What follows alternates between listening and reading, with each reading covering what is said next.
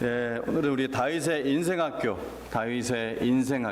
나욕과 광야라는 제목으로 말씀을 함께 나누도록 하겠습니다. 지난주 우리 교회 유스 이상 되는 우리 연령의 졸업생들을 축하해주는 그러한 시간이 있었습니다. 앞으로 더 학교를 다녀야 되는 그러한 친구들도 있을 거고, 또 이제 졸업해서 이미 직장을 잡은 사람도 있고, 또 직장을 찾는 사람도 있을 것입니다. 하지만 우리가 그런 학교를 졸업을 해도 꽤 오랫동안 다녀야 하는 우리 학교가 있는데, 그것은 바로 오늘 말씀 제목인 바로 인생학교입니다.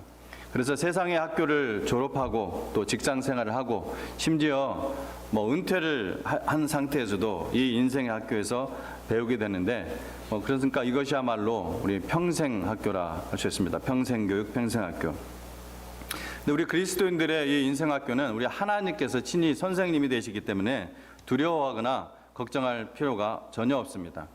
하지만 그럼에도 불구하고 학교는 학교이기 때문에, 여러분 학교 좋아하시는 분 있어요? 다시 학교를 난 돌아오고 싶다.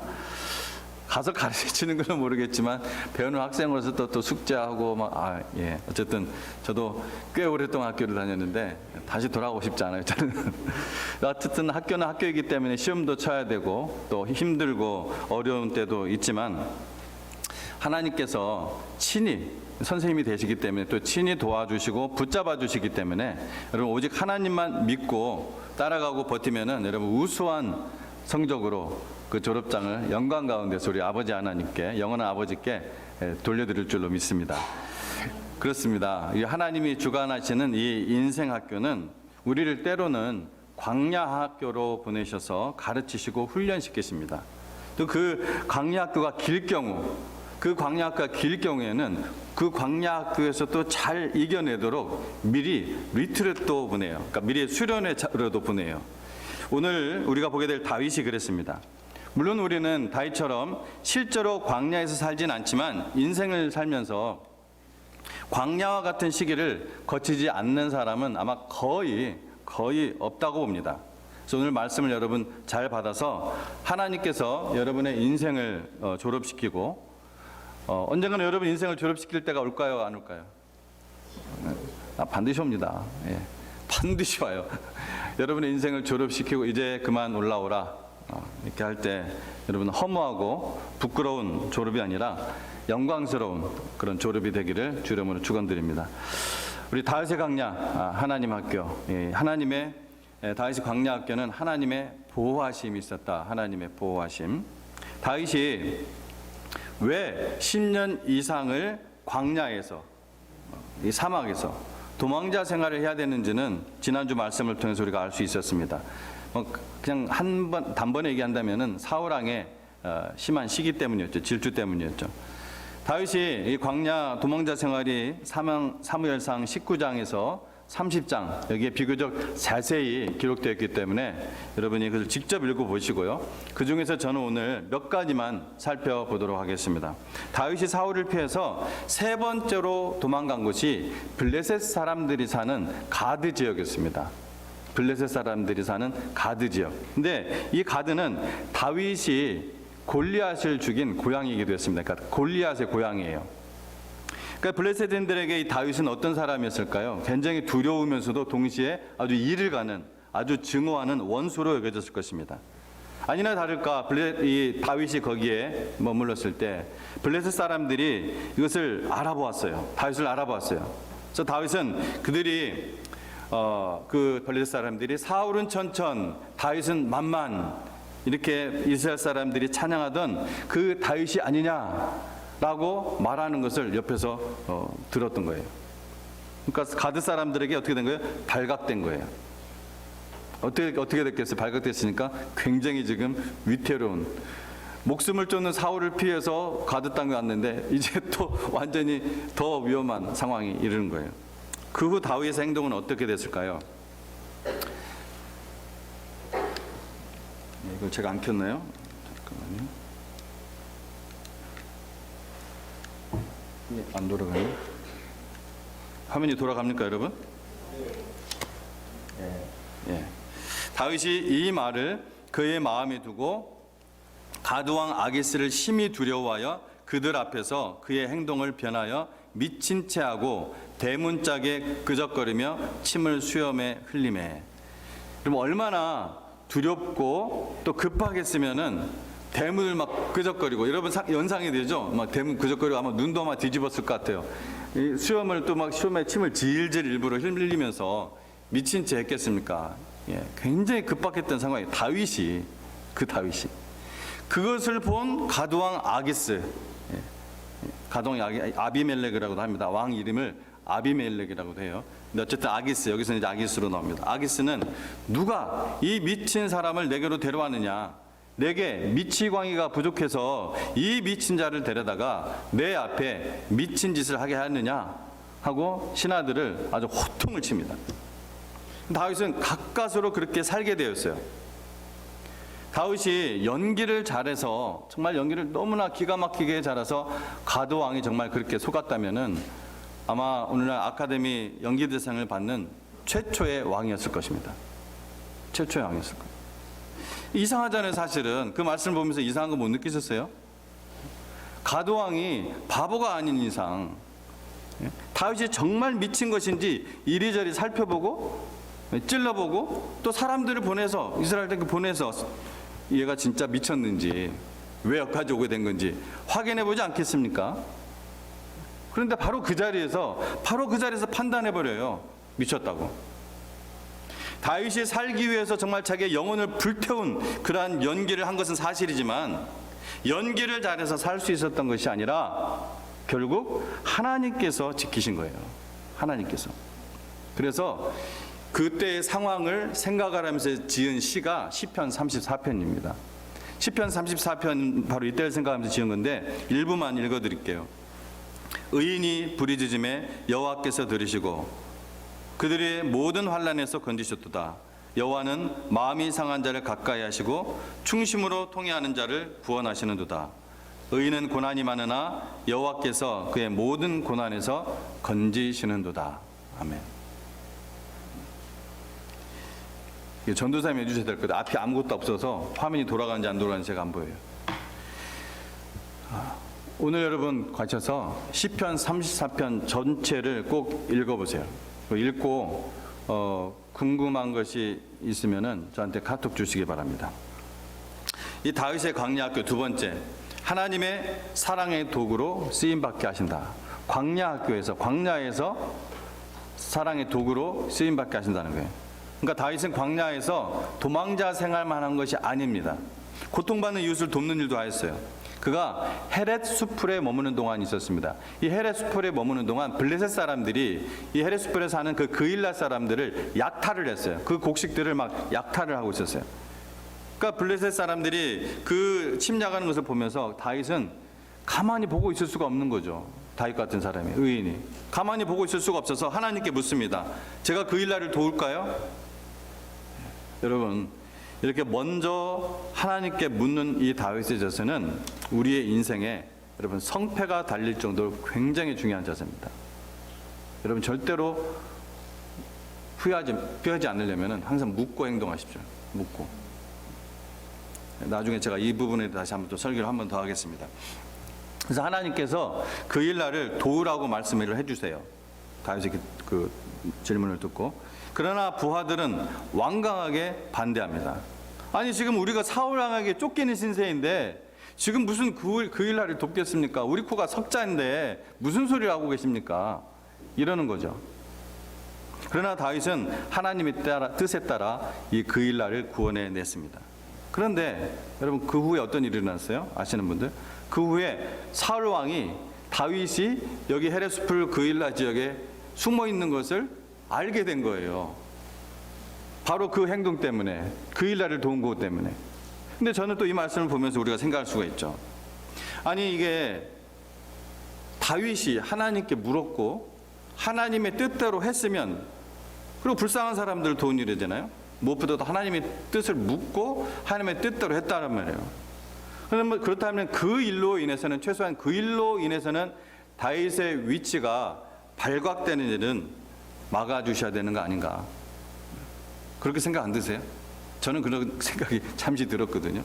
아니 그 일 때문에 발각이 됐단 말이에요. 하나님이 결국 그렇게 하라고 해놓고 그런 생각이 든단 말이에요. 그러나 여러분, 그것은 우리가 한치 앞도 모르는 사람이 하나님의 계획을 판단하는 행위죠. 하나님은 사랑하시는 자녀를 향한, 바로 이 다윗을 향한 아주 크고 위대한 계획이 있었습니다. 그리고 그것은 그 시기를 지나면요 반드시 깨닫게 됩니다. 반드시. 그래서 뭐가 나와요? 그래서 시가 쓰여지고 그래서 간증이 되는 거예요. 이게 여러분, 이게 바로 우리 그리스도인이 가지고 있는 놀라운 특권이에요. 신비입니다. 믿음의 신비. 자, 다윗의 광야 세 번째, 버티게 해주었던 건 뭐냐? 다윗이 광야에서 버티게 해주었던 것이 무엇이냐? 다윗이 10년 가까이 계속되는 광야 학교를 어떻게 견딜 수 있었을까? 다윗이라고 무슨 특출난 인내심을 가지고 태어날 때부터 그런 인내심을 가지고 있었던 것은 아닐 거예요. 또 성경에 보면은, 성경에 나오는 그런 모든 위대한 영웅 같은 믿음의 사람들이 다 우리와 성정이 같은 자라, 엘리야도 우리와 같은 성정을 가진 같은 자라면은 어느 누구는 안 그렇겠어요. 예? 물과 불로 막 그냥 하늘에서 내리게 했던 엘리야인데.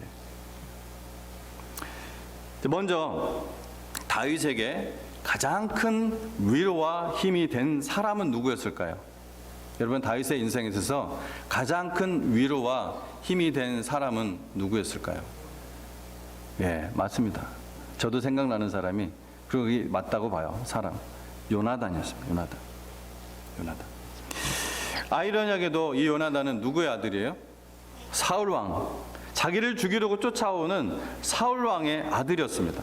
그런데 이 요나단은 다윗과 똑같은 공통점이 하나 있었는데, 여호와 하나님을 경외하는 자였어요. 여호와 하나님을 경외하는 자였어요. 여러분, 이 세상에 영원한 친구가 될 수 있는 것은 바로 이 여호와 하나님을, 가장 먼저 여호와 하나님을 경외하는 부분이 같아야 돼요. 그것이 같아야 돼요. 아무리 세상에서 좋은 친구를 할지라도 여러분, 하나님을 경외하지 않는 사람은 나의 영원한 친구가 될 수가 없습니다. 결국 가는 방향이 달라요. 저도 그랬습니다. 저도 친한 친구들이 세상 밖에 많이 있었지만 결국은 다 끊어져요. 관심사가 다르고 목적이 다르고 모든 것이 달라요. 자, 그래서 친구의 다윗의 편에 서서 아버지와 척을 지는 거예요. 아버지와 사울 왕과 척을 지면서까지 친구 다윗을 돕고, 그리고 자기의 목숨을 던져서까지 이 우정을 지킵니다. 또 요나단은. 그러니까 하나님께서 이 외로운 다윗에게, 광야에 있는 이 외로운 다윗에게 정말 이러한 요나단을 붙여준 것이죠. 또 하나, 무엇보다 다윗을 끝까지 지켜주신 것은, 무엇보다 하나님은 끝까지 그 마음을 붙잡아 준 것은 하나님의 부르심과 하나님의 선택하심이었습니다. 하나님의 부르심과 하나님의 선택에 대한 확신, 여러분 있으세요? 제가 말하는 하나님의 부르심과 선택이 뭔지, 어떤 의미를 얘기하는지, 그것 때문에 여러분 대답을 지금 주저하는지 모르겠습니다. 아직 이스라엘의 왕이 된 것은 아니지만 하나님께서 불러서 기름 부어서 왕으로 삼으셨어요. 그렇죠? 15살 때. 이 지금 도망가기 전에. 언젠가는 왕이 된다는 확신이 있었던 거예요. 하나님께서 나를 부르셨고 나를 택하셨다. 광야의 도망자 생활로 정말 궁핍하고 미친 짓까지 하면서 살기 위해서 가장 자기의 그 밑바닥까지 내려가고, 그냥 꼬질꼬질한 그런 속에서 고독하고, 때로는 밤에 일어나 눈물을 흘릴 때 하나님의 그 택하심과 그 소명을 붙잡고 버티고 기다리고 이겨나갔을 것입니다. 여러분, 하나님의 부르심을 받고 택하심을 받았다는 것은 무슨 말입니까? 여러분, 그것이 얼마나 놀라운 말씀인지 여러분 아십니까? 이것에 대한 여러분 확신이 있으셔야 돼요. 예수 그리스도의 십자가의 피로 구원받고 성령의 거룩하심에 따라 순종하는 자들, 이들이 바로 하나님의 부르심을 받고 하나님의 택하심을 받은 자들입니다. 베드로전서 1장 2절 말씀에 하나님 아버지의 미리 아심을 따라 성령이 거룩하게 하심으로 순종함과 예수 그리스도의 피 뿌림을 얻기 위하여 택하심을 받은 자들이다. 하나님께 감사할 것은 하나님이 처음부터 너희를 택하사 성령의 거룩하게 하심과 진리를 믿음으로 구원을 받게 하셨다. 데살로니가후서 2장 13절 말씀입니다. 여러분, 하나님의 택하심의 은혜는 하나님 앞에서 자신은 정말 미련하고 자신이 죄인인 것을 고백하는 자, 이것이 하나님 택하신 은혜. 이런 자에게, 오직 겸손한 자에게만 임합니다. 우리 지난주도 말씀하셨죠. 겸손한 자에게 하나님의 은혜는 임합니다. 하나님이 세상의 미련한 것들을 택하사 지혜 있는 자들을 부끄럽게 하려 하시려고 세상의 약한 것들을 택하사 강한 것들을 부끄럽게 하려 하시며, 또 내 사랑하는 형제들아 들을지어다. 하나님이 세상에서 가난한 자를 택하사 믿음에 부여하게 하시고 또 자기를 사랑하는 자들에게 약속하신 나라를 상속으로 받게 하지 아니하셨느냐. 예. 하나님께서 우리를 부르시고 우리를 택하신 그 이유, 그 목적은 무엇이냐 그러면 하나님의 영광을 선포하기 위해서다. 분명히 얘기하고 있습니다. 이건 창조의 목적이죠. 하나님께서 우리를 창조하신 목적. 하나님의 영광을 우리가 드러내고 하나님을 찬양하도록 우리를 창조하셨다. 이사야 43장에도 얘기하시고 창세기 말씀을 통해서도 얘기하십니다. 그리고 베드로전서 2장 9절 말씀에서도 너희는 택하신 족속이요, 무슨 족속이요? 택하신 족속이요, 왕 같은 제사장들이요, 거룩한 나라요, 그의 소유가 된 백성이니 이는 너희를 어두운 데서 불러내어 그의 기이한 빛에 들어가게 하신 자의 아름다운 덕을 선전하게 하려 하심이라. 아멘. 이게 전도입니다. 그렇습니다. 다윗이 10년을 광야에서 살아갈 때 가장 큰 힘이 된 것은 바로 창조주 하나님이 자신을 불러주셨다는 것, 왕 중의 왕이신 그 하나님께서 자신을 선택해 주셨다는 것, 이것에 대한 확신이었습니다. 여러분에게 다윗과 같은 믿음이 있다면, 그러한 확신이 있다면 여러분 인생의 광야 학교에서 오히려 기뻐하시기 바랍니다. 하나님께서는 당신을 향한, 우리를 향한 놀라운 계획이, 위대한 계획이 분명히 있으십니다. 하나님이 그냥 아무렇게나 우리를 짓지 않으세요. 아무렇게나 우리를 택하지 않으십니다. 그거를 발견하셔야 돼요. 그것에 대한 확신이 있어야 됩니다. 자, 이렇게 다윗의 광야 학교 하나님께서 보내기 전에, 광야는 이 다윗은 특별히 또 어디에 먼저 하나님께서 보내셨냐면은 광야 학교 입교 전에 준비시킨 곳이 있어요. 준비시킨 곳이. 다윗이 기나긴 방랑은 그의 영적 아버지이자 스승인 누구? 사무엘.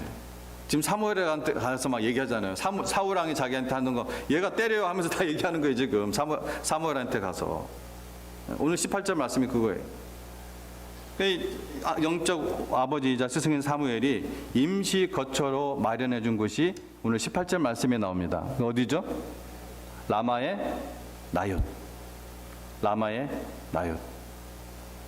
이 라마의 나옅에서부터 이 기나긴 방랑이 시작이 돼요. 다윗이 도피하여 라마로 가서 사무엘에게로 나아가서 사울이 자기에게 행한 일을 다 전하였고 다윗과 사무엘이 나옅으로 가서 살았더라. 자, 다윗이 사무엘과 함께 한 것이 바로 라마의 나옅인데, 이 나옅은 마치 오늘날의 기숙사와 같은 숙박시설을 가리킵니다. 그냥 단순한 지명이 아니에요. 이 나옅은 사무엘이 자신의 주변에 모여드는 그러한 제자들을 수용하기 위해서 이 기숙시설을 만들었던 곳이에요. 특수한 명칭입니다. 그리고 그런 의미에서 이 나옅은 단순한 기숙시설 이상인 어떤 뭐겠어요? 교육. 바로 이 교육의 집, 선지학교라는 의미도 내포하고 있어요. 그런데 거기다 하나 더 이거를 리서치를 해보면은 이 나옅은 이 초원지대를 뜻하는 그 어근에서 파생된 단어예요. 뭐라고요? 이 나옅이라는 단어는 초원지대를 뜻하는 어근에서 파생된 단어라는 것입니다. 그래서 사실은 이러한 사실은 이 교육을 위한 기숙사가 목자들이 거주하는 초원지대에 위치했을 것이라는 추측을 가능하게 하는 것입니다. 이 나옅이. 자, 그러면은 오늘날 교회에 여러분 수련회 생각해 보세요. 오늘날 교회 수련회 그 목적과 그 장소와 똑같아요, 그냥. 그거예요. 그래서 저는 이게 기원이 아닌가, 수련회의 기원이 아닌가 할 정도로 그렇게 생각이 너무나 똑같아요. 그 의미나 그 목적이나 장소가. 우리는 이 정기적인 예배와 모임들 외에도 이런 수련회가 필요합니다. 그러니까 달라스에서 목회를 할 때는 규모가 이거보다 한 작은 교회였기 때문에 더 좀 쉽게 할 수 있어서 1년이나 2년은 안 넘겼어요. 최소한 2년에 한 번은 꼭 전교인 수련회를 갔습니다. 전교인 수련회 빌려가지고 미리 날짜를 정하고 다 직장 뭐 이런 거 다 뭐 이유가 없어요. 문 닫고 다 갑니다. 하여튼 다른 뭐 올해는 이제 가고 싶어도 다른 계획이 있으니까 내년에는 좀 제가 이렇게 미리 계획하고 오래전부터 광고를 제가 좀 해서 주일을 껴가지고 금, 토, 일 이렇게 2박 3일 갈 계획입니다. 여러분 수련회는 먼저 자기 일을 다 내려놓는 희생 없는 사람 못 갑니다. 못 가요. 은혜 받을 만한 자가 받는 것입니다. 2박 3일 우리 함께 생활하면서 집중적으로 여러분 말씀을 우리가 함께 읽고 배우고 집중적으로 기도하고 집중적으로 여러분 교제할 때 도저히 다른 곳에서 얻을 수 없는 이런 일반 예배나 여러분 목장이나 어떤 곳에서도 누릴 수 없는 아주 특별한 은혜가 임해요.